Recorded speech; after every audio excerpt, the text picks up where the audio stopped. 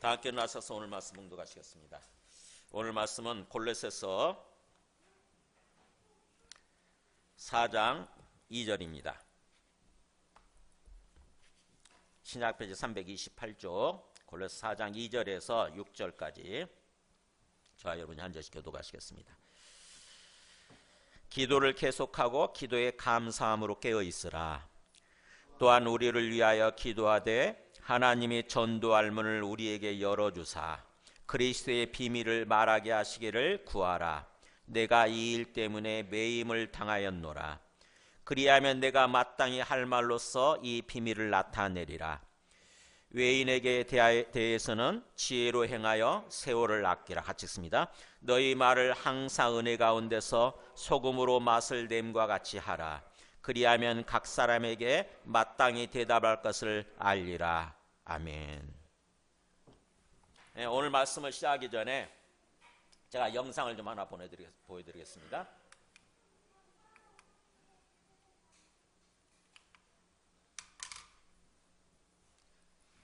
여러분 킹 오브 킹스 아세요? 네, 이 영화를 만든 분입니다.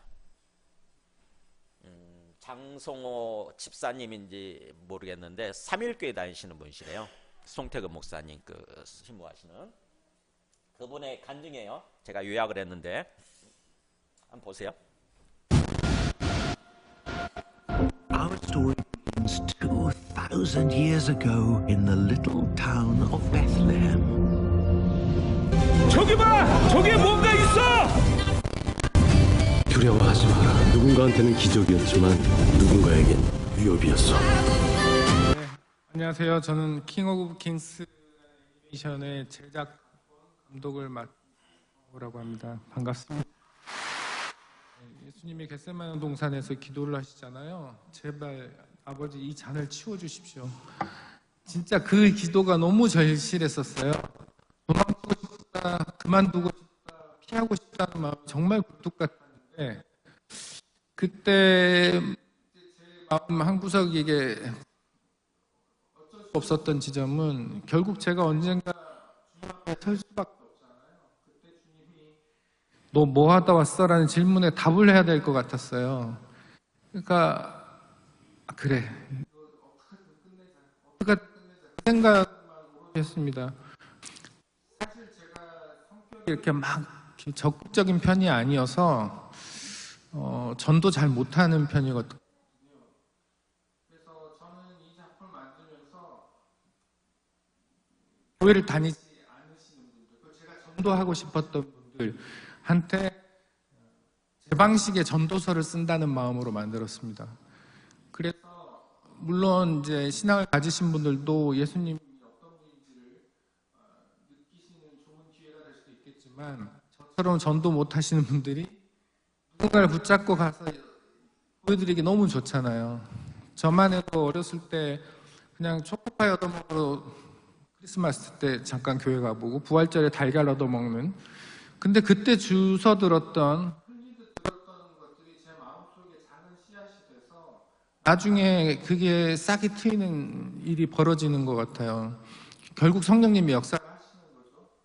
근데 오히려 이 작품을 하면서 어려움이 생길 때마다 비슷한 상황이 있었겠죠. 당연히 좌절하고 고통스러워하고. 근데 그럴 때마다 뭔가 하나씩 문제가 해결됐어요. 처음 어떤 고난들이 왔을 때, 그리고 그것들이 해결될 때는 몇 번은 제가 우연이라고 우길 수 있었어요. 살다 보면 이런 일도 있고 이런 우연이 뭐 일상적으로 있을 수 있지. 근데 그런 우연이 10번이 되고 20번이 되고 그걸 10년을 내내 겪는다고 한번 상상해 보세요. 그게 우연이라고 주장할 수 없습니다. 그래서 저는 이 기적들이 주님이 이 일을 함께하고 계시구나, 항상 저의 곁에서 동행하고 지켜봐 주시구나를 절절히 느끼게 된 거예요. 저는 감히 그래서 내가 주님하고 이렇게 호흡하듯이 교제하듯이 함께할 수 있었던 이 상황이 얼마나 큰 축복인가, 그 생각을 할 수밖에 없게 됐습니다. 그러면서 제가 머릿속으로 지식적으로 이해했던 복음이 제 가슴 속에 완전히 자리 잡는 과정이 있었어요. 주님이 사마리아 여인한테 마르지 않는 샘물이고 나를 마시면 영원히 목마르지 않을 것이다라는 말씀을 하셨는데, 알고 있는 말씀이었지만 이게 무슨 의미인지를 제가 못 깨닫고 있었던 거예요. 지금에서야 확실히 이제 알게 된 겁니다. 네. 다른 세상적인 것들로 아무리 채우려고 노력했던 것들이 그 결핍, 그 목마름은 무얼로도 채울 수 없었다는 거죠. 누군가는 물질적인 것을 쫓을 것이고 누군가는 권력을 쫓을 것이고 각자의 욕구를 각자의 방식으로 채우려고 노력합니다. 근데 그런 것들은 아무리 마셔도 다시 목마름이 찾아올 수밖에 없어요. 그럼 이 물이 아닌가? 그럼 저 물을 찾게 되고, 결국은 주님만이 절대로 마르지 않는 셈이라는 걸 제가 받아들이고 나서야 그 갈증이 사라졌어요. 10년의 과정을 거치면서 저를 온전히 주님 앞에 서게 되는 과정으로 만들어 주신 거예요. 네. 저는 지금 뭐 미국에서 굉장히 큰 성공을 했네, 뭐 이제 잘 나갈 일만 남았네, 이런 말씀들을 하셔도 사실 그거 별로 귀에 들어오지 않습니다. 저한테 그게 중요하지도 않고 의미가 있지도 않아요. 저는 이미 이 작품을 제작하는 동안 받을 수 있는 건 다 받았다. 네. 그래서 저는 이 작품을 통해서 여기 계신 분들 포함 주님이 사랑이심을 좀 느끼실 수 있는, 체험할 수 있는 기회가 됐으면 좋겠습니다. 네. 이제 7월 16일 개봉을 앞두고 있는데요. 네. 제가 만났던 주님, 그리고 제가 이해하고 깨달았던 그 주님을 여기 계신 분들도 다 같이 경험해 보시기를 간절히 기도드리겠습니다. 감사합니다.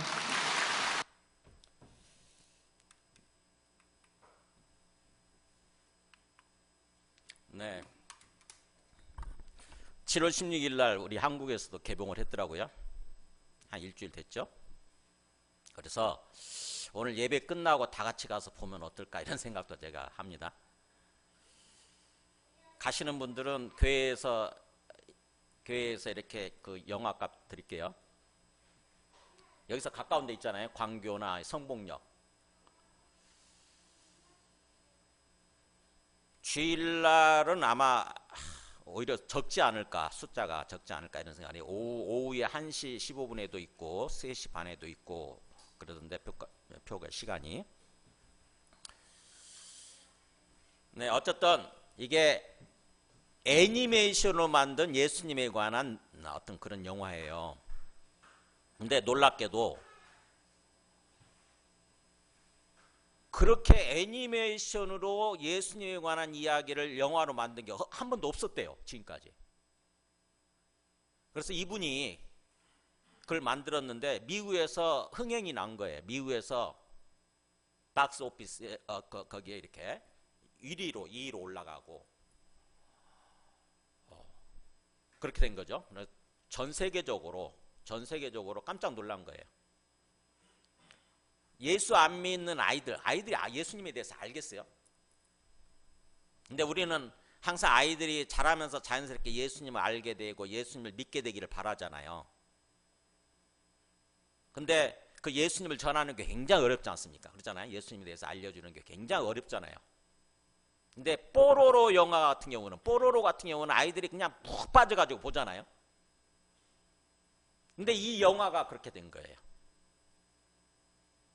예수님에 대해서 아무것도 모르는 아이들이 이 영화에 이렇게 넋을 놓고 본대요. 그래가지고 막 눈물 흘리고. 그러니까 깜짝 놀란 거예요, 부모들이.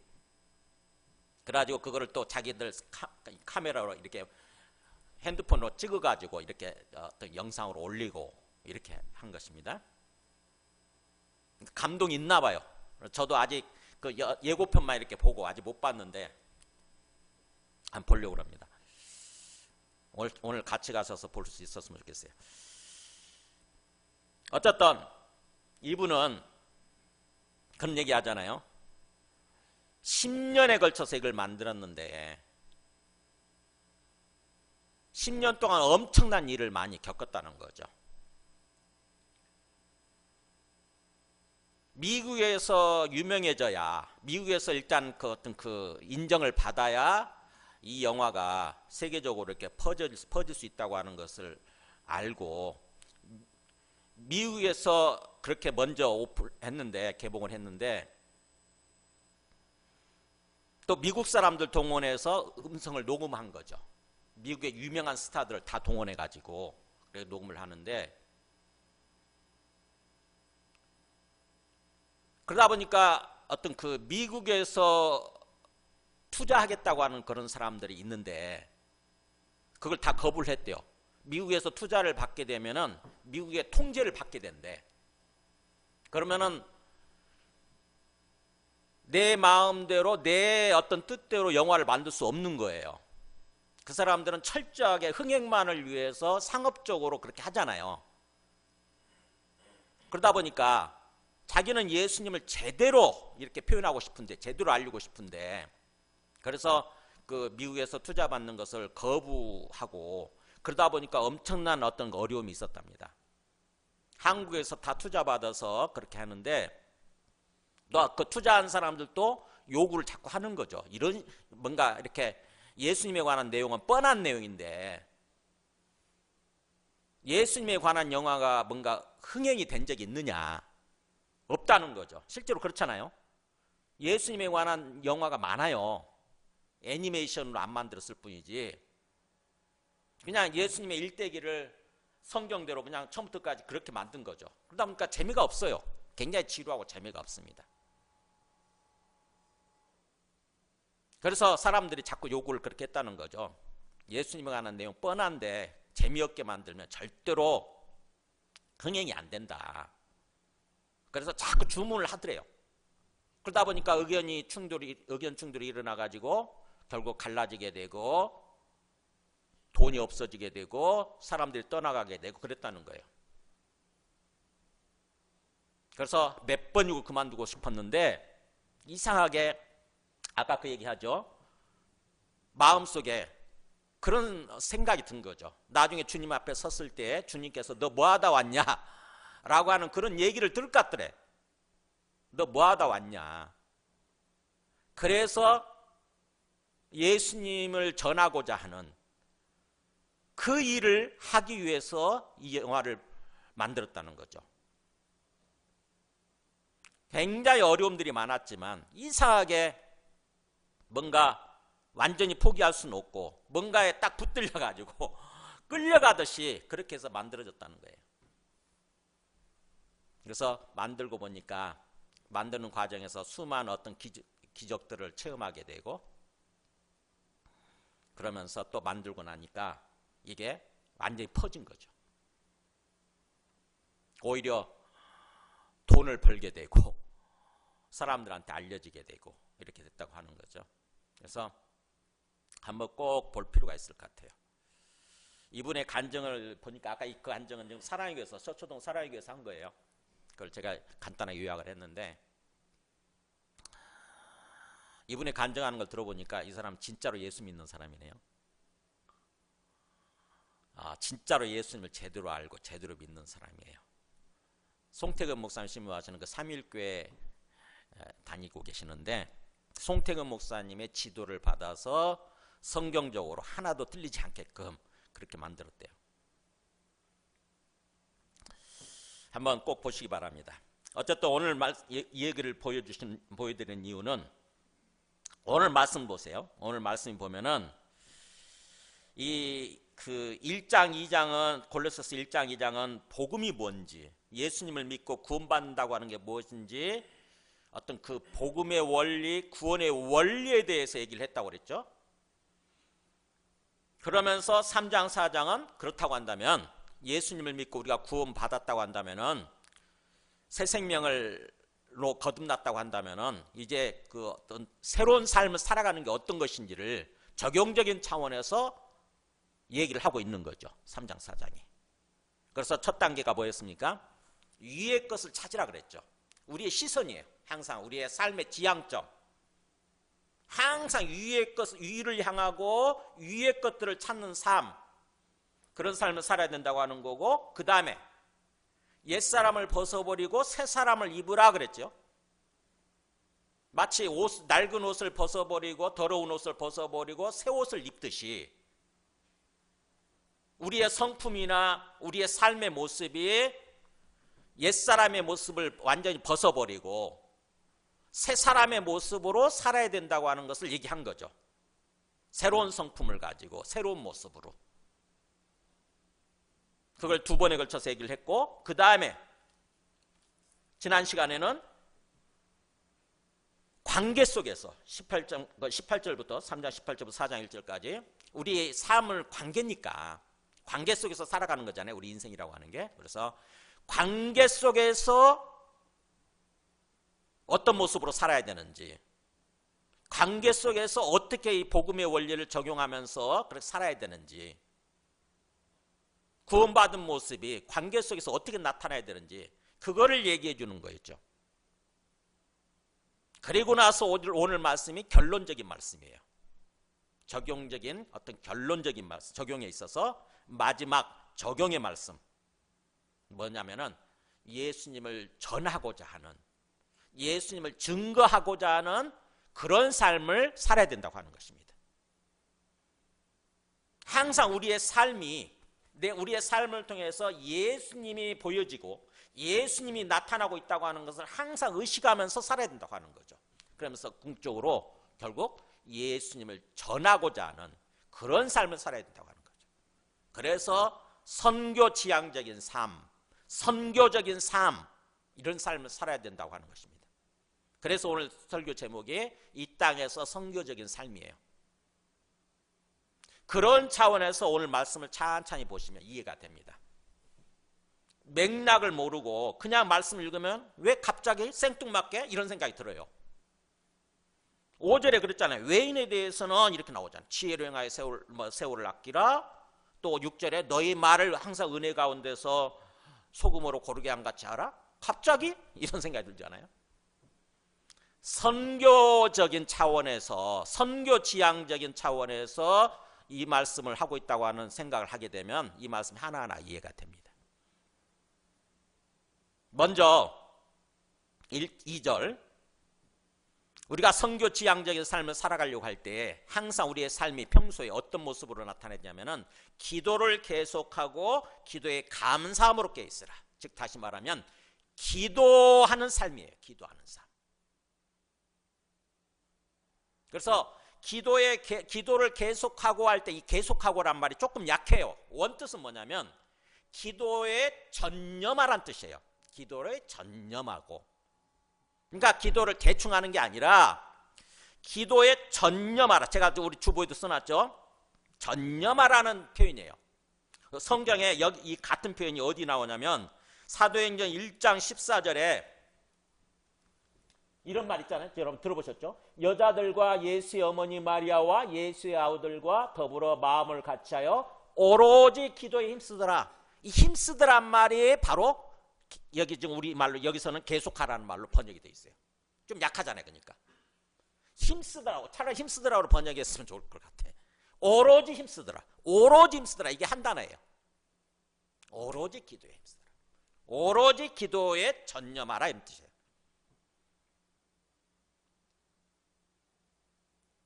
그 다음에 또 사도행전 6장 4절에 보면 우리는 오로지 기도하는 일과 말씀 사역에 힘쓰리라 이렇게 나오죠. 오로지 기도하는 일과 말씀 사역에 힘쓰리라.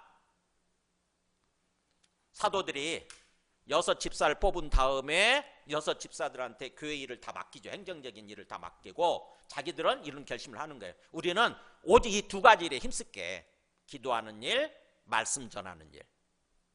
그게 바로 우리 여기서 기도를 계속하고 할 때 계속하고의 표현이에요.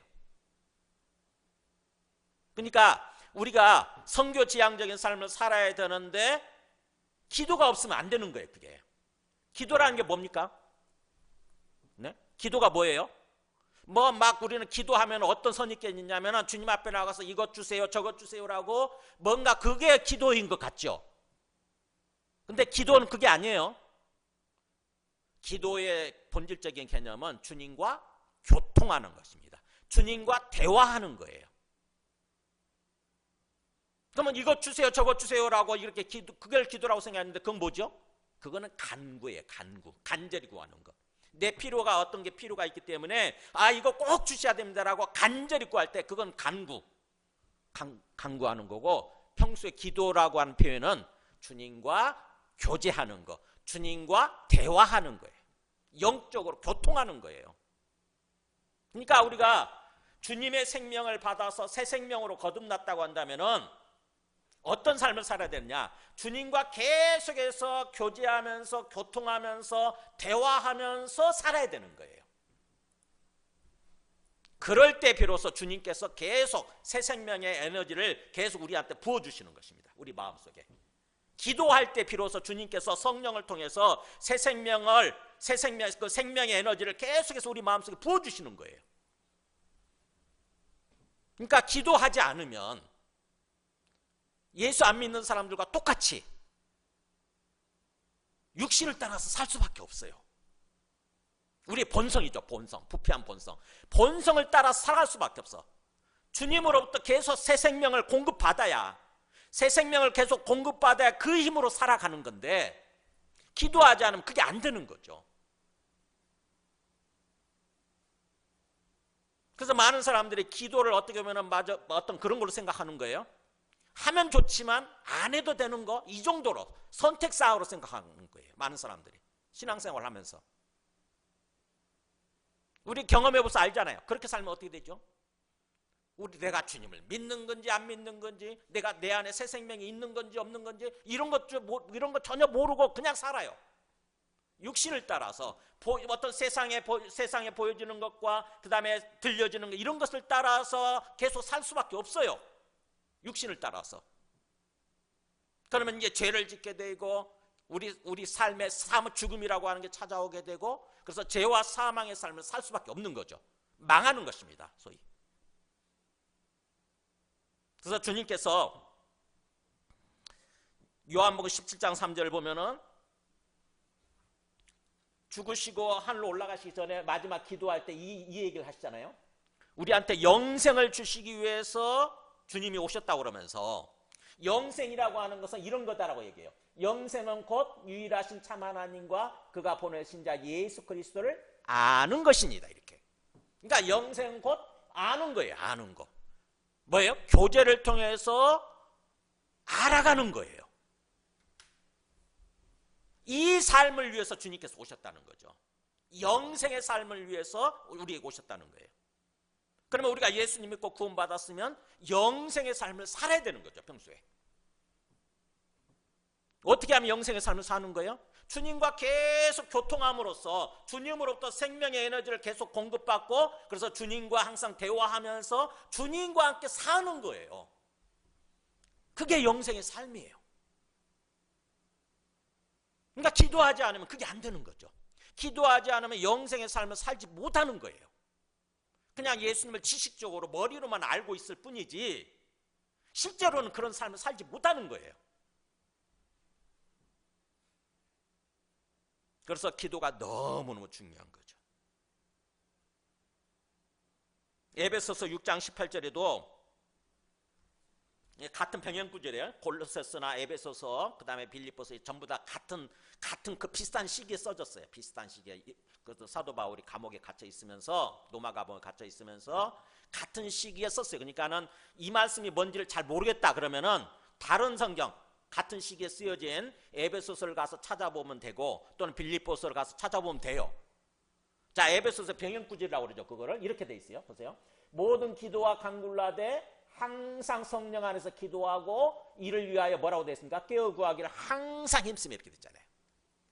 깨어 구하기를 항상 힘쓰라. 기도와 간구, 영적으로 깨어 있으면서 구하는 거, 기도하는 거를 항상 힘쓰라, 이렇게 돼 있잖아요. 전념하라는 뜻이에요. 전념하라. 기도에 전념하라, 집중하라고 하는 거죠.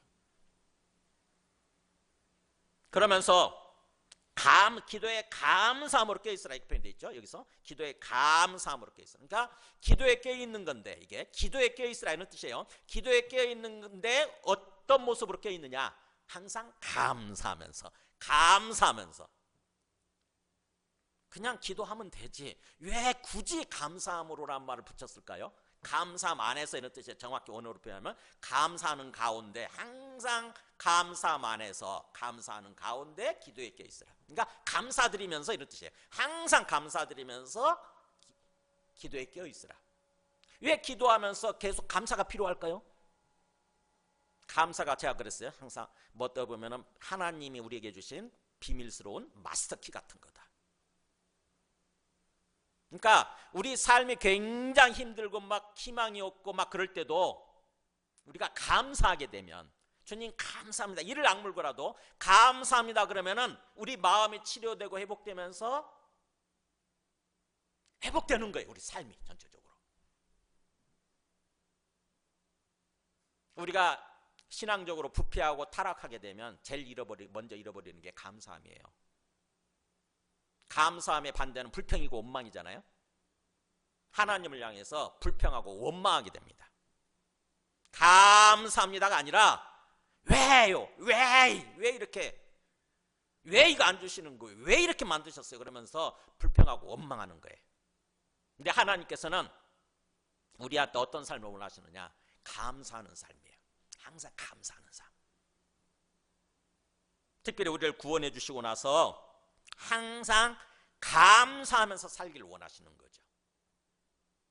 그래서 빌립보서 4장 6절 7절에도 아무것도 염려하지 말고 다만 모든 일에 기도와 간구로 너희 구할 것을 감사함으로 하나님께 하라 그랬잖아요.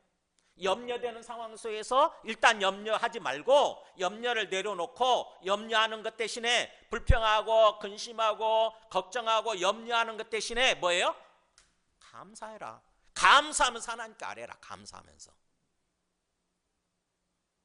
감사가 너무너무 중요하다는 거죠. 세상 사람들 보세요. 항상 감사합니까? 아니면 불평하고 원망합니까? 심령이 부패하고 타락하게 되면은요, 감사는 없어지고 불평하고 원망하는 거예요. 그러면 불평하고 원망하면 삶이 개선되느냐? 그렇지 않잖아요. 오히려 삶이 수렁으로 빠지게 됩니다. 우리의 마음이 더 힘들어져요.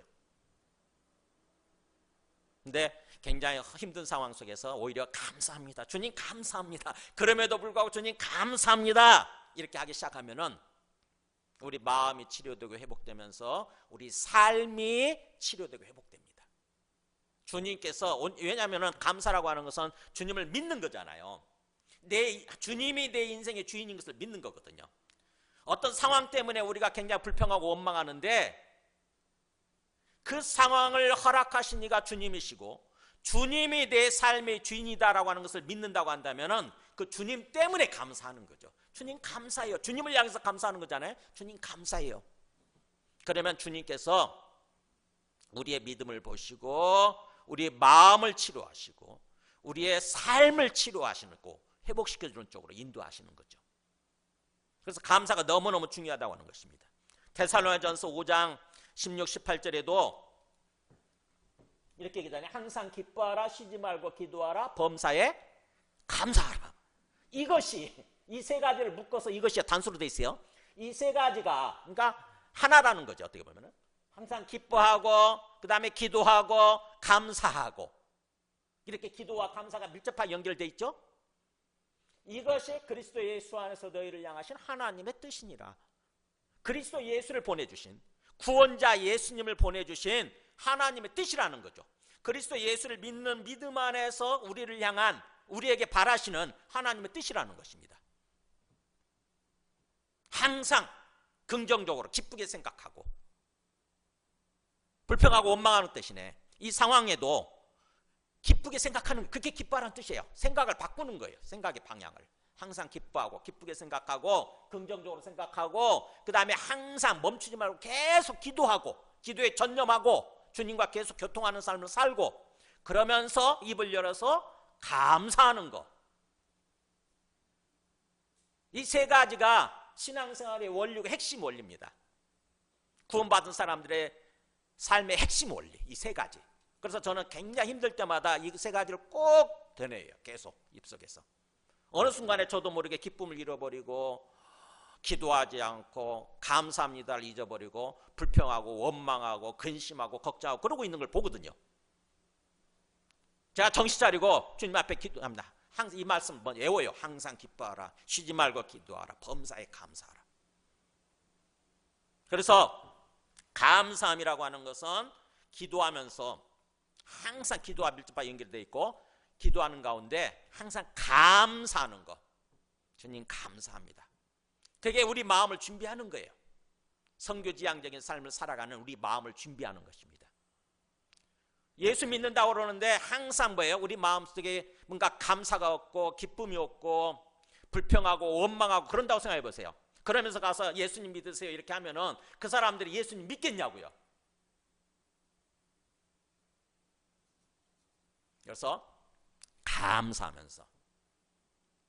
감사하면서 기도로 준비하는 것, 항상 기도에 전념하는 것, 그것을 얘기를 하는 것입니다. 그 다음에 두 번째 메시지 3절 보면 또한 우리를 위하여 기도하되 하나님이 전도할 문을 우리에게 열어주사 그리스도의 비밀을 말하게 하시기를 구하라. 내가 이 일 때문에 매임을 당하였노라. 뭐예요? 사도 바울이 기도 부탁을 하죠. 누구한테? 골로새 교회 성도들한테. 골로새 교회 성도들이 뭐예요? 지금 이제 예수 믿기 시작한 사람들이에요. 굉장히 어린 신자죠. 어린 초신자들이에요. 그런데 사도 바울이 놀랍게도 나를 위해서, 우리를 위해서 기도해달라. 뭐 하도록? 우리가 전도할 수 있도록. 전도의 문을 열어주시고, 그래서 입을 열어서 담대하게 복음의 비밀, 그리스도의 비밀을 얘기할 수 있도록, 그리스도에 대해서 비밀을 전할 수 있도록, 그리스도에 관한 비밀을 전할 수 있도록 그렇게 기도해달라고 기도 부탁을 하죠. 즉 다시 말하면 전도를 위해서 기도해야 된다고 하는 것입니다. 그러니까 뭐예요? 항상 우리 삶이 어떻게 보면은 꼭 어떤 전도라고 하는 것을 가서 입을 열어서 복음에 대해서 얘기한다고 생각하지 마세요. 저분처럼 하나님이 주신 은사를 가지고, 우리 장성호 감독처럼 하나님이 주신 은사를 가지고 내가 삶을 살아가는데 내 삶을 통해서 예수님이 증거된다고 생각하면 돼요. 근데 그것을 위해서 기도를 해야 된다고 하는 거죠. 주님께서 전도가 왜 이렇게 중요하냐? 우리 그 복음서의 마지막 결론이 어떻게 끝나죠? 항상 네 복음서가 있잖아요. 마태복음, 마가복음, 누가복음, 요한복음 있는데 네 개의 복음서 공통적으로 어떻게 끝나죠? 전도에 관한 이야기로 끝나요. 예수님 믿고 구원 받았으면 되지. 그게 더 이상 어쩌라고 이런 생각을 하게 되잖아요. 근데 예수님께서 우리를 구원해 주신 다음에 왜 곧바로 천국으로 데려가지 않고 이 땅에 남겨두셨을까요? 우리한테 무엇을 바라실까요? 네, 우리 삶이 변화되는 거예요. 먼저 예수님처럼 닮아가는 거, 예수님처럼 변화되는 거, 그 시간이 필요하다는 거죠. 그것을 위해서 남겨두셨고, 그 다음에 두 번째는 예수님을 전하는 삶을 위해서 남겨두신 거예요. 우리만 구원받으면 안 되잖아요. 하나님은 세상 전체를 구원하기를 원하세요. 세상 전체를 구원하려고 하시는 가운데 먼저 우리를 구원해 주신 거예요. 그리고 나서 우리를 곧바로 데려가시지 않고 이 땅에 남겨두셨어요. 그 의도가 뭘 것 같으세요? 우리를 통해서 예수님이 전해지는 거예요. 다른 사람들에게도. 그래서 다른 사람들도 구원받기를 원하시는 거예요. 마태복음 28장 19절에 보면은 마태복음 마지막에 이렇게 끝나잖아요. 너희는 가서 모든 민족을 제자로 삼으라. 이렇게 가서 모든 민족, 지상에 있는 세계의 모든 민족한테 복음을 전해서 그 사람들을 예수님의 제자로 삼으라. 예수님의 제자로 세우라. 이게 마지막 메시지예요. 또 디모데전서 2장 4절에 보면은 하나님은 모든 사람이 구원을 받으며 진리를 아는 데 이르기를 원하시느니라고 되어 있잖아요. 하나님의 관심은 모든 사람한테 있어요. 세상의 모든 사람들한테. 왜요? 하나님이 그들한테 생명을 주신, 하나님이 낳으신 하나님의 작품들이고 하나님의 자녀들이잖아요. 근데 그 사람들이 하나님을 지금 모르고 살아가고 있어요. 마치 부모 입장에서 보면은 내가 자식을 낳았는데 내 자식이 삐뚤어져 가지고 부모를 몰라보는 거야. 지 마음대로 살아. 그러면 부모 마음에 간절한 기대는 뭐겠어요? 자식이 부모한테 돌아오는 거예요. 부모한테 돌아와서 부모의 은혜를 알고 부모에게 감사하면서 부모를 또 사랑하고 공경하면서 살기를 원하게 돼요. 마찬가지로 하나님께서도 우리한테, 세상 모든 사람들한테 하나님께 돌아오기를 바라시는 거예요. 근데 그들한테 복음이 전해지는 것은 바로 먼저 구원해 주신 우리를 통해서 복음이 전해지기를 원하시는 거예요. 그렇다고 한다면 우리가 그렇게 나를 통해서 복음이 전해질 수 있도록, 그게 전도고 선교잖아요. 전도와 선교를 위해서 기도하는 거예요. 주님, 저를 통해서 자연스럽게 복음이 전해지게 하여 주시옵소서. 저를 통해서 자연스럽게 주님이, 예수님이 증거되게 하여 주시옵소서. 하나님의 영광이 저를 통해서 나타나게 하여 주시옵소서. 제가 하나님의 영광을 가리지 않게 하여 주시옵소서. 저의 삶을 통해서, 저의 입을 통해서 하나님이 욕먹고 하나님의 영광이 가려지지 않게 하여 주시옵소서. 반대로 하나님이 전해지고 하나님의 영광이 나타나게 하여 주시옵소서 라고 항상 기도하면서 삶을 살아야 되는 거죠. 전도를 위해서. 제가 선교단체에 있었는데, 대학교 다닐 때 그 선교단체 표어가 뭐였냐면은 너희는 가든지 또는 보내든지 하라, 이렇게 돼 있어요. 너희는 가든지 또는 보내든지 하라. 그러니까 직접 가서 복음을 전하든지 아니면 네가 못 가면 다른 사람을 보내라, 이거예요. 그래서 우리는 가든지 아니면 보내는 그런 삶을 살아야 된다고 하는 것입니다. 내가 직접 가서 복음을 전하든지, 내가 성격상 도저히 할 수 없으면 그 전도할 사람을 위해서, 전도하는 사람을 위해서 기도해 주든지 아니면 후원해 주든지 그렇게 해야 되는 거예요. 하나님께서 나를 이 땅에 남겨두신 그 어떤 인생의 사명이 그거니까. 그래서 전도라고 하는 것은 하나님이 우리에게 부여하신 마지막 사명이에요. 마지막 사명, 최후 사명.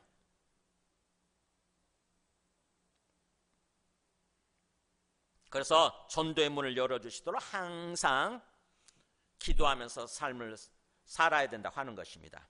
그렇게 기도해 줄 때에 4절에 그랬죠. 그리하면 내가 마땅히 할 말로서 이 비밀을 나타내리라. 마땅히 할 말. 반드시 뭔가 해줘야 되는 그 말로서 이 복음의 비밀, 그리스도의 비밀을 내가 나타내리라. 너희가 기도해 줄 때에, 너희가 그렇게 기도해 줄 때에 그렇게 내가 당연히 해야 될 말로 복음을 전할 수 있게 된다고 하는 것이죠. 그것을 위해서 기도하라고 하는 거죠. 그 다음 마지막 세 번째입니다. 5절 6절이요. 그렇게 기도로 계속 삶을 살면서, 기도하면서 계속 삶을 살면서 우리 마음이 준비되고 우리 삶이 준비된 다음에는 그 다음에 이제 사람들 만나게 되겠죠. 그죠? 밖에 나가서 직장 생활하고 사회생활하면서 사람들 만나게 될 거 아닙니까? 특별히 예수님을 모르는 불신자들을 만나게 되겠죠. 그러면 그 불신자들을 만났을 때 어떻게 해야 되느냐 하는 거예요. 그것이 세 번째 메시지. 보세요. 외인에 대해서는 지혜로 행하여 세월 낚이라. 먼저 뭐예요? 지혜롭게 행하라는 거죠. 막연하게 그냥 아무렇게나 어리석은 모습으로 행하는 것이 아니라 지혜롭게 행하라. 지혜롭게. 지혜라고 하는 것은 하나님의 뜻이에요. 지혜는 뭐라고요? 하나님의 뜻을 아는 게 지혜예요. 그러니까 지혜롭게, 반대는 어리석게 행동하는 거죠. 어리석게 행동하지 말고 지혜롭게 행함으로써 세월을 아끼라. 이 세월을 아끼라는 말이 굉장히 의미심장합니다. 그냥 단순히 생각하면 시간을 아끼라 이런 뜻이지만 정확히 표현하면 밑에 표현되어 있죠. 밑에 다른 번역으로 더 되어 있잖아요. 밑에, 그죠? 뭐예요? 기회를 살아, 이런 뜻이에요. 기회를 살아.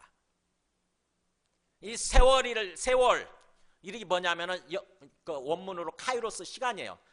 헬라어는 시간을 나타낼 때 두 가지가 있다고 그랬죠. 크로노스하고 카이로스가 있는데, 크로노스는 그냥 일반적으로 흘러가는 시간이고 카이로스는 하나님이 주신 시간, 이게 카이로스예요. 그러니까 하나님이 주신 시간, 하나님이 주신 기회를 놓치지 말고 락기라는 말이 사란 뜻이거든요. 뭐 물건을 사듯이 하나님 주신 이 기회를 허비하지 말고 귀하게 뭔가 사용하기 위해서, 뭔가를 위해서 사용하기 위해서 그 기회를 사라는 거죠. 기회를 사라, 시간을 사라. 어떻게 함으로써? 지혜롭게 행함으로써. 그러니까는 우리가 사람들을 만나서 어리석게 행동할 수도 있고 아니면 지혜롭게 행동할 수도 있죠. 항상 하나님께 기도하면 하나님의 뜻을 알게 되고 내가 어떻게 행동해야 되는지를 알게 되는데, 기도하지 않으면 그런 거 전혀 없죠. 그저 오로지 내 생각, 내 욕심, 어떤 세상적인 흐름, 이것을 따라서 행동할 수밖에 없어요.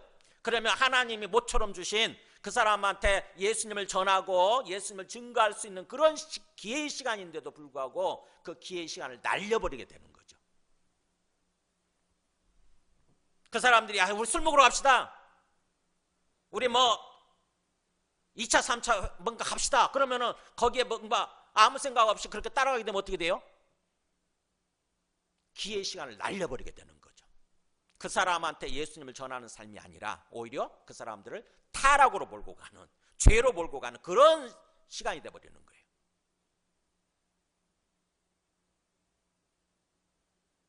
그래서 에베소서 같은 병행구절인 에베소서 5장 15절에 보면은 이렇게 얘기하죠. 그런즉 너희가 어떻게 행할지를 자세히 주의하여 지혜 없는 자같이 하지 말고, 뭐라고 됐을까? 읽어볼까요? 오직 지혜 있는 자같이 하여 세월을 아끼라, 때가 악하니라 이렇게 돼 있어요. 지혜 없는 자처럼 멍청하게 행동하지 말고, 어리석게 행동하지 말고, 지혜 있는 자처럼. 우리는 지혜를 받았잖아요. 하나님의 말씀을 통해서 지혜를 알게 돼요. 또 하나님께 기도함을 통해서 지혜를 알게 돼요. 그러니까 지혜 있는 자같이, 지혜를 받은 자같이 행동함으로써 세월을 아끼라, 이거 같은 말이에요. 기회를 사라. 왜 이렇게 행동해야 되느냐? 우리가 살고 있는 이 시간, 때가 악하다는 거죠. 우리가 살고 있는 이 시대가 굉장히 악하다는 거예요. 어떻게든지 마귀는 우리를 유혹하고 우리를 꼬셔가지고 하나님 뜻대로 행동하는 것이 아니라 세상 사람들처럼 똑같이 행동하게 만들려고 하고 있어요.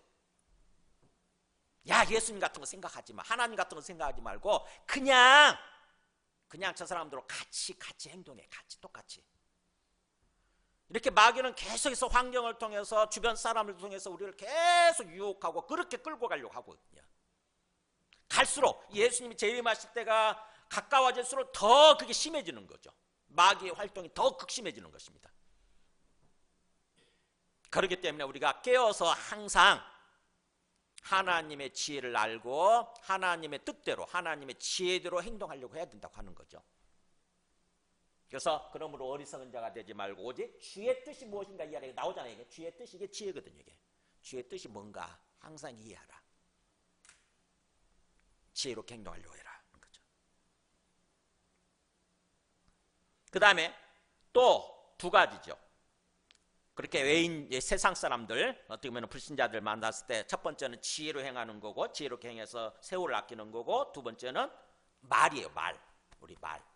너희 말을 은혜 가운데서 소금으로 소금으로 맛을 낸 것 같이 알아. 옛날에 소금으로 고르게 한 같이 그렇게 돼 있었죠. 말이에요. 말. 사람들 만나게 되면 어쩔 수 없이 우리가 말을 할 수밖에 없는데 말을 어떻게 해야 되느냐 하는 거예요. 말을 굉장히 뭔가 그 사람한테 상처를 주고 그 사람을 화나게 만들고 그 사람을 자극하고 하는 그런 말을 하느냐, 아니면 은혜롭게 말을 하느냐 하는 거예요. 은혜로운 말을 하느냐.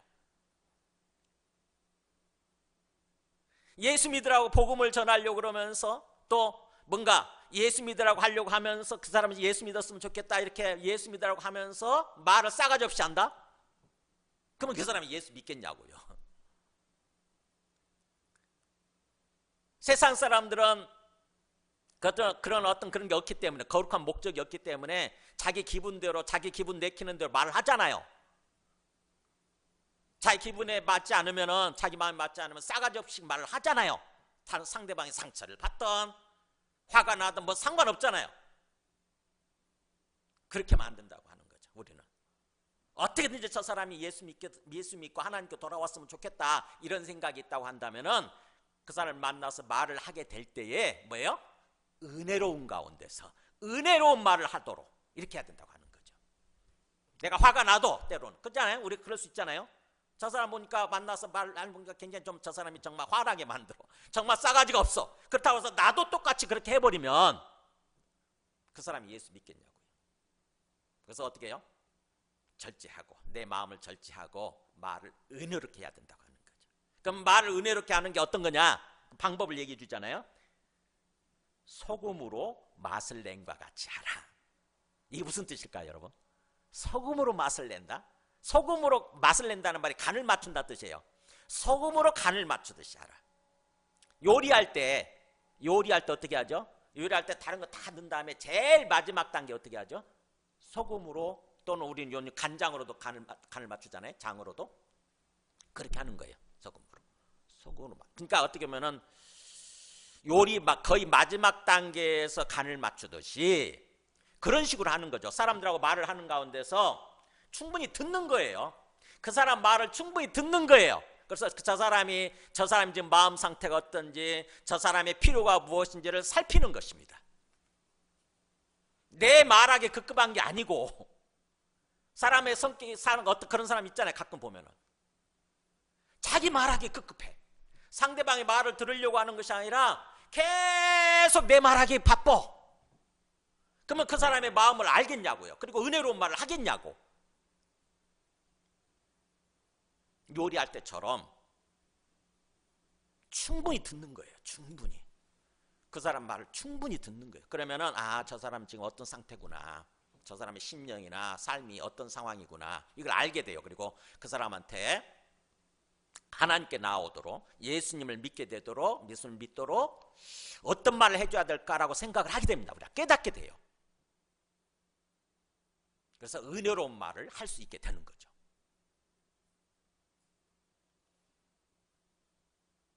그러니까 어떻게 보면은 우리가 조금 예수님을 믿고 새 생명을 받았다고 한다면, 그래서 새 생명으로 새로운 삶을 산다고 한다면은 항상 사람들과의 관계 속에서 뭔가 하나님 중심적으로 그 사람을 바라보고, 하나님의 관점에서 그 사람을 바라보고, 또 그 사람 중심적으로 생각을 하는 거예요. 저 사람한테 정말 필요한 게 뭘까? 저 사람을 내가 어떻게 위로해 줘야 되지? 저 사람을 내가 어떻게 격려해 줘야 되지? 이렇게 상대방 중심적인, 상대방한테 초점을 맞춘 그런 모습으로 생각을 하게 되는 거예요. 인격이 성숙해지는 거죠. 어떻게 보면 우리가 인격이 성숙해진다고 하는 것은 관계 속에서 상대방 중심적으로 생각하는 거예요. 항상 상대방 중심적으로. 내 중심적으로 생각하는 건 어린 거예요. 우리가 어릴수록, 생각해 보세요. 어린아이일수록 자기중심적으로 생각을 하잖아요. 항상 자기밖에 모르잖아요. 자기밖에. 근데 우리가 어른이 되고 성숙해진다고 하는 것은 상대방 중심적인 생각을 하게 되는 거죠. 상대방의 관점에서 생각을 하는 거예요. 우리 역지사지라고 그러잖아요. 한자말로 역지사지, 입장을 바꿔서 생각하는 거. 얼마 전에 탄핵된 모 대통령, 55분 대통령이라잖아요. 55분 대통령. 무슨 말인지 아세요? 1시간 동안 대화를 하면 그 사람 혼자서 55분 동안 말을 한대. 미친 거 아니에요? 그게 실제예요. 실제.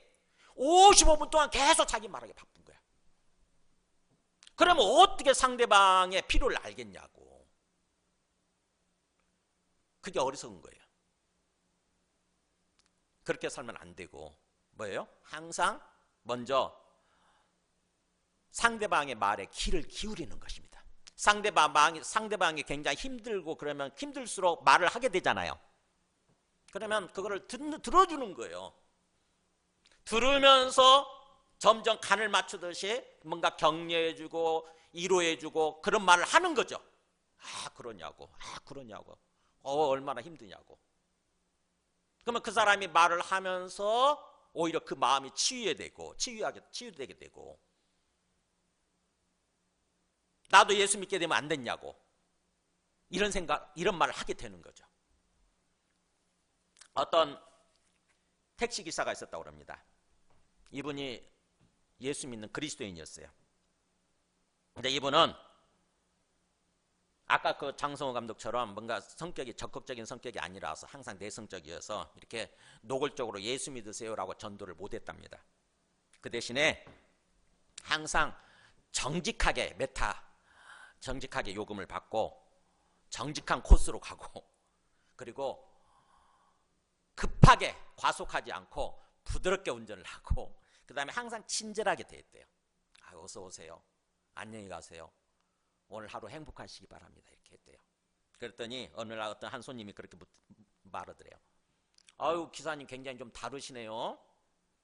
굉장히 뭔가 좀 정직하고 부드럽고 친절하시네요. 그랬더니 이 기사가 그런 얘기를 했답니다.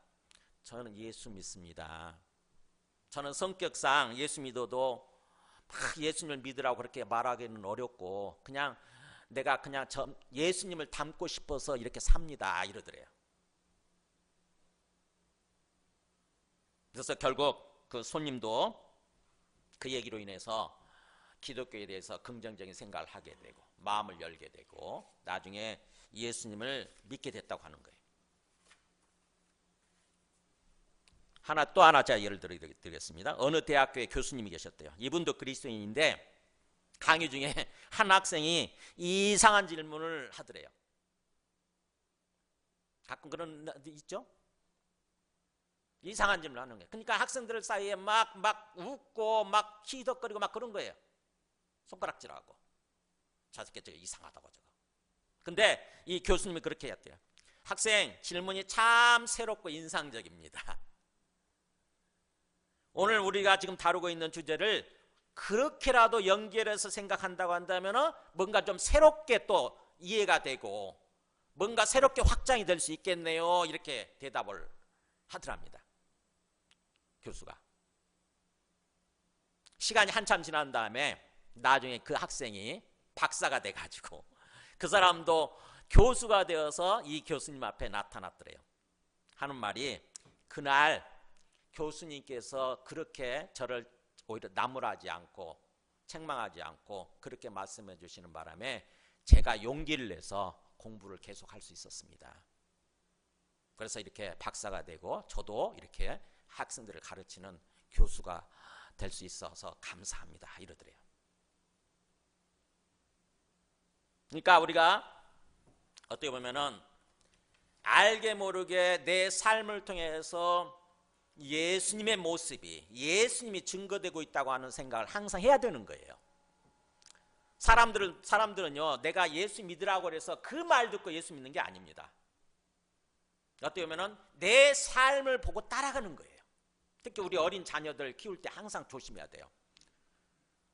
어린 자녀한테 예수 믿어, 성경 많이 읽어야 돼, 기도해야 돼, 이렇게 한다고 하는 게 아니에요. 그들은 내가 하는 대로 해요. 우리 어린아이들은 우리 부모가 하는 대로 해요. 부모가 열심히 평소에 성경책도 읽고 기도도 하고 그러면은요, 그대로 보고 따라와요, 자연스럽게. 근데 실컷 예수 믿으라고 그랬는데 내 삶이 그런 모습이지 않다, 예수 믿는 사람다운 그런 모습이지 않다 그러면은요, 내 모습으로 따라가는 거예요, 또 그렇게. 그래서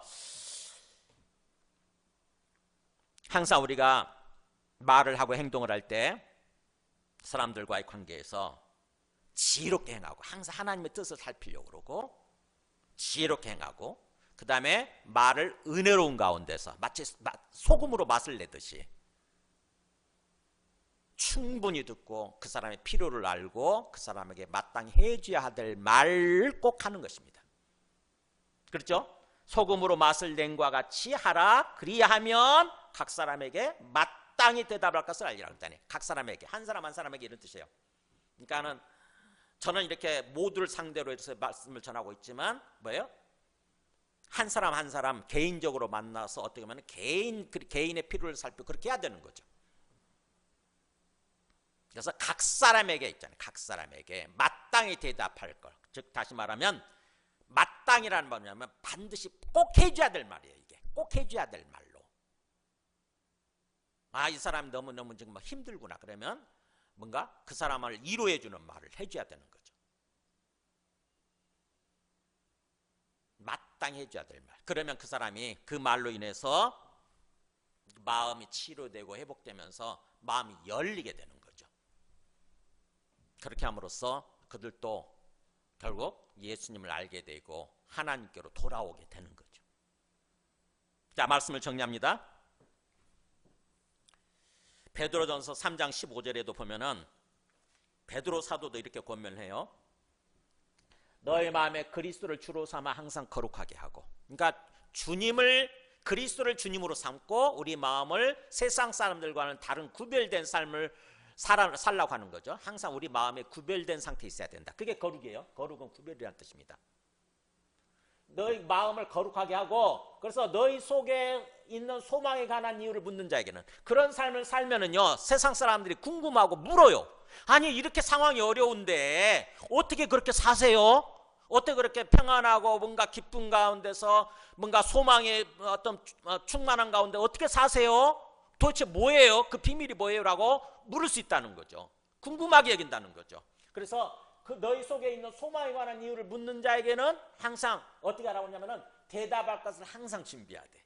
무슨 말을 내가 대답해 줘야 될지 항상 준비하고 있으라는 거죠. 온유와 두려움으로 하고, 막 함부로 말하는 것이 아니라 온유한 말, 그 다음에 하나님을 두려워하는 말, 하나님을 두려워하는 가운데, 즉 하나님을 경외하는 가운데서 조심스럽게 말을 하는 거죠. 나를 내세우는 말이 아니라. 이게 사도 베드로가 복음을 전하는 자의 어떤 그 자세에 대해서 얘기를 하는 거죠. 야고보서 1장 19절에도 보면은 야고보 사도도 예수님의 육체적인 동생이죠. 야고보 사도도 이렇게 표현해요. 내 사랑하는 형제들아, 너희가 알지니, 뭐라고 되어 있습니까? 한번 읽어볼까요? 저는 이게 항상 외우는 말씀이에요. 너희 사람마다 듣기는 속히 하고 말하기는 더디하며 성내기도 더디하라. 저도 굉장히 다혈질이거든요. 그래서 자칫하면은 조금 참고 참다가 어느 순간 폭발하게 되더라고. 그러면 끝나는 거예요.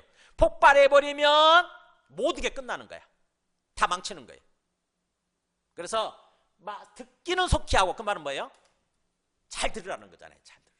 사람이 말하는 거에 대해서 잘 들으라, 충분히 경청하라는 거죠. 그리고 뭐예요? 내 말하는 거는 더디, 천천히. 아까 소금으로 맛을 낸 것과 같이 천천히 내 말하는 것을 함부로 말하지 말고, 급하게 말하지 말고, 말하기는 천천히. 그리고 그 사람으로 인해서 뭔가 성나고 화가 났다 할지라도 성내기도 천천히, 가능하면 하지 말라는 거지. 성내기 더디하라. 왜냐하면 사람의 성내는 것이 하나님의 의를 이루지 못함이니라. 네, 성내버리면 끝난다고 하는 거죠. 모든 게 끝나요, 화를 내면. 그래서 말이 굉장히 중요한 거죠. 사람들 만나 실질적으로 그 관계 속에서 말이 너무, 왜냐하면 말이 우리 마음을 그대로 표현하는 거고, 그 사람에 대한 어떤 우리 마음을 그대로 표현하는 거잖아요. 우리 속에 있는 생각이 말로 다 나타나지 않습니까? 말이 너무나 중요해요. 말이 모든 관계를 살릴 수도 있고 관계를 다 망쳐버릴 수도 있고, 우리 말이 예수님을 전할 수도 있고 아니면 예수님 전하는 것을 완전히 망쳐버릴 수도 있고. 그래서 성경에서 말에 관한 말씀이 엄청 많잖아요. 야고보서에도 엄청 많고, 그 다음에 특히 잠언에는 엄청 많아요.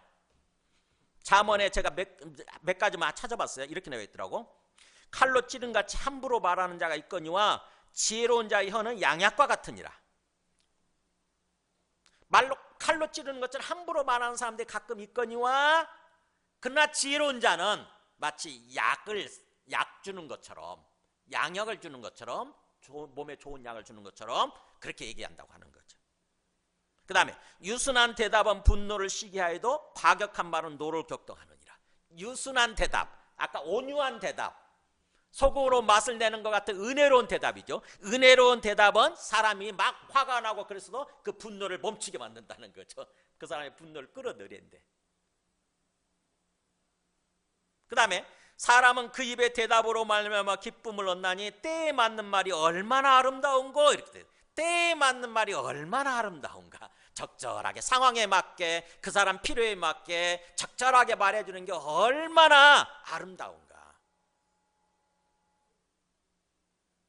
마지막 잠언 25장 11절에 경우에 합당한 말은 아르새긴 은쟁반의 금사관이라. 와, 경우에 합당한 말. 그때에 맞게 경우에 딱 맞게 합당하는 말은 마치 은쟁반에 아우러새기는 무늬가 아름다운 그 은쟁반에 거기다가 또 금사과를 얹어놓은 것처럼 최고의 어떤 그 모습, 아름다운 모습, 최고의 가치를 바라는 그런 모습이라는 거죠. 그냥 금사과만 넣어도 아름다운데 은쟁반에, 그것도 아우러색의 무늬가 이쁘게 화려하게 무늬가 놓아져 있는 그 은쟁반에 금사과를 놓은 것처럼 그런 모습이라는 거죠. 상상을 해보세요. 그러니까 이 말을 하는 게 뭐예요? 하나님께서 왜 이 말을 하실까요? 말이 중요하다는 거잖아요. 말이 너무너무 중요하다는 거예요. 실제로 우리 인생을 통해서 알잖아요. 이제 그렇잖아요. 가까운 부부관계 속에서도 그렇잖아요. 말로 상처를 주고받으면서 말로 결국 말 때문에 이혼하지 않습니까? 말 때문에 결혼했다가 그잖아요. 그 사람 말하는 거 보면서 굉장히 마음에 들어가지고 결혼했는데 그 말 때문에 결국 또 상처를 받고 결국 이혼하게 되잖아요. 말이 우리의 모든 것을 결정짓게 되는 거예요. 그래서 우리가 충분히 평소에 기도하는 삶을 살면서 항상 기도로 하나님과 교통하는 삶을 살면서 하나님과 교통하면서 영생의 삶을 살면서 세상 사람들 만났을 때 지혜롭게 행동하고 또 말을 은혜롭게 함으로써 결국 그 사람한테 예수님이 증거되고 예수님의 복음이 전해지는 그런 삶을 살려고 하는 거, 그게 선교지향적인 삶이에요. 선교적인 삶이 항상 선교적인 삶, 선교를 항상 뭔가 이렇게 꿈꾸면서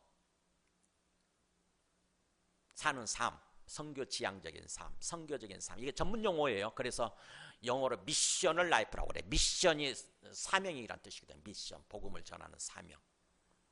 미셔널 라이프. 영화 미션 같은 거 보셨죠? 영화 미션 알죠? 영화 미션. 옛날에 나왔는데 아주 유명한 영화예요. 그것도 아주 좋은 영화예요. 한번 보세요. 하나님께서는 우리한테 마지막으로 어떻게 보면은 복음을 적용하고 복음대로 삶을 살아가는 그 마지막 삶이 바로 뭐냐면 예수님을 전하는 삶이라고 하는 것입니다. 주님께 우리한테 그런 삶을 원하시는 거죠. 잠언 11장 30절에 제가 좋아하는 제 인생 모토의 말씀이에요. 제일 마지막에 있죠. 의인의 열매는 생명나무라 지혜로운 자는 사람을 얻느니라. 저는 이것 때문에 예수님 믿게 됐거든요. 의인의 열매는 생명나무라 지혜로운 자는 사람을 얻느니라. 사람을 얻는데 사람을. 와, 세상에서 가장 가치 있는 게 뭐예요? 우리 돈을 얻기 위해서 살고 권력을 얻기 위해서 살지만 진짜 중요한 것은, 가치 있는 것은 사람을 얻는 거예요. 사람을 얻게 되면 다른 거 다 따라와요. 그럼 저는 성경을 읽다가 이 말씀 있는 것을 보고 눈이 번쩍 뜨이면서 예수 믿어야 되겠다고 생각했거든요. 지혜로운 자는 사람을 얻느니라. 복음을 전함으로써 영혼을 얻는 거지. 사람이 영혼이거든요. 진짜 지혜로운 인생은 사람을 얻는 인생. 그 다음에 또 다니엘서도 이런 말씀이 있어요. 지혜 있는 자는 궁창의 빛과 같이 빛날 것이요 많은 사람을 옳은 대로 돌아오게 한 자는 별과 같이 영원토록 빛나리라. 정말 지혜 있는 자, 지혜 연결이 돼 있죠. 지혜 있는 자는 저 궁창에, 저 하늘 궁창에 마치 별이 빛나는 것처럼 그렇게 영원토록 빛나게 해준다고 하는 거죠. 그럼 지혜 있는 자는 누구냐? 바로 많은 사람을 옳은 대로 돌아오게 한 자예요. 옳은 게 진리 가운데로 하나님께로 돌아오게 한 자. 나중에 주님이 재림하셔서 우리가 육체적으로 부활해가지고 천국에서 영원히 살게 되잖아요. 근데 그렇게 될 때 하나님이 우리한테 상급을 주신다고 하지 않습니까? 이 상급을 주시는 것 같아요. 너 때문에 너 때문에 누가 왔네? 누가 하나님께 돌아왔네? 누가 구원받았네? 하나님께서 그 사람을 포상해 주시는 거예요. 뭐예요? 별과 같이 영원토록 빛나도록. 그래서 이 땅에서 우리가 삶을 살아가면서 정말 가치 있는 인생이 뭐냐? 나 때문에 구원받는 사람이 생기는 거. 나 때문에 예수 믿는 사람들이 생겨나는 거예요. 우리는 세상에 뿌려진 하나의 씨앗들입니다. 하나님께서 우리를 구원해 주시고 난 다음에 이 땅에 남겨두셨는데 그게 바로 세상에 심겨진, 세상에 뿌려진 하나의 씨앗들이에요. 근데 농부 입장에서 보면은 씨앗을 심었는데 그 씨앗이 싹이 트고 뭐 잘 자라가지고 풍성하게 열매를 거두는 그런 모습이어야 되는데, 씨앗을 심었는데 계속해서 씨앗이 하나로 있다고 생각해 보세요. 싹틀 생각도 안 하고 자랄 생각도 안 하고 열매 맺을 생각도 안 하는 거예요. 요즘 옥수수 많이 먹잖아요. 옥수수. 저는 옥수수 먹으면서 항상 생각하는 게 30배, 60배 그 씨앗의 비유 있잖아요. 성경에 마태복음에 씨앗의 비유 있잖아요. 씨앗을 심었더니 30배, 60배, 100배로 뭔가 이렇게 열매를 거두게 해주신다고 하는 그 말씀 있잖아요. 그 천국 비유지 않습니까? 하나님 나라의 비유. 근데 옥수수를 보면은 30배, 60배, 100배 정도가 아니에요. 씨앗 하나를 심었을 뿐인데 옥수수 하나만 해도 몇백 개의 알이 붙어 있잖아요. 그죠? 몇백 개의 알이 붙어 있어요. 근데 그 옥수수가 한 나무에서, 한 줄기에서 4개, 5개 붙잖아요. 제가 엊그저께 시골 갔다가 어머니가 주셔서 옥수수를 가지고 왔어요. 근데 옥수수를 먹으면서 생각하는 거죠. 정말 한 알의 씨앗이 이렇게 제대로 잘 싹이 트고 자라나게 되면 이렇게 엄청난 몇백 배 열매를 거두게 되는 거구나. 하나님은 그렇게 살기를 원하시는구나. 우리한테 이 땅에 우리를 남겨두시고 나서 우리를 통해서 수많은 열매가 맺어지기를, 많은 열매가 맺어지기를 원하시는 거죠. 많은 열매를 맺게 될 때 하나님께서 기뻐하시고 하나님께서 영광 받으신다고 하는 것입니다. 그래서 제가 수요일 날 말씀 나눴던 것 중에 요한복음 15장 5절에 이 말씀 가지고 나눴었는데, 나는 포도나무에 너희는 가지라. 그가 내 안에 내가 그 안에 가면 사람이 열매를 많이 맺나니. 그러니까 하나님의 기대는 그거잖아요. 사람이 열매를 많이 맺기를 원하시는 거예요. 농부 입장에서. 당연히 농부는 그렇잖아요. 농부가 씨를 뿌리게 되면 씨를 뿌리면서 항상 열매를 많이 거두게 되기를, 풍성한 수확을 거두게 되기를 바라는 거 아닙니까? 하나님도 농부로서 우리한테 그걸 바라신다는 거죠. 열매를 많이 거두기를 바라는 거예요. 열매를 많이 거두면 그 다음에요, 너희가 열매를 많이 맺으면 내 아버지께서 영광을 받으실 것이요 너희는 내 제자가 되라 그랬잖아요. 너희가 그런 식으로 열매를 많이 맺게 되면 하나님 아버지께서 어깨가 으쓱해지는 거예요. 어깨가 올라가는 거예요. 이렇게 기뻐하시는 거죠. 우리가 열매를 많이 거두게 되면, 맺게 되면. 그리고 우리는 진정한 예수님의 뒤를 따라가는 예수님의 제자가 된다고 하는 것입니다. 예수님이 이 땅에 오신 하나의 씨앗이잖아요. 그죠?